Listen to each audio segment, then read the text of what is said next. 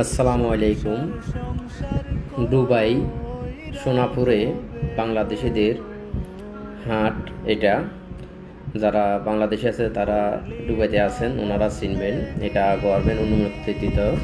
Government এখানে আগে অনুমতি ছিল না, বর্তমানে গভর্নমেন্টের অনুমতিক্রমে এই হাট বাজারটা এখন বসছে এবং কি গভর্নমেন্ট এখান থেকে ওনাদের যে ডকুমেন্টস আছে ওগুলা নিয়ে ওনাদেরকে বাজারগুলা করার জন্য, এখানে ব্যবসাগুলা করার জন্য লাইসেন্স দিছে। ওনারা ব্যবসাগুলা করতেছে।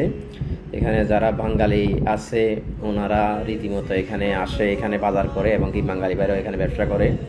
অতি অল্প পুঁজিতেই ব্যবসাগুলো করতেছে, অতি সাধারণ অল্প পুঁজি এবং কি একেবারেই কম পুঁজিতেই বিজনেসগুলো করে।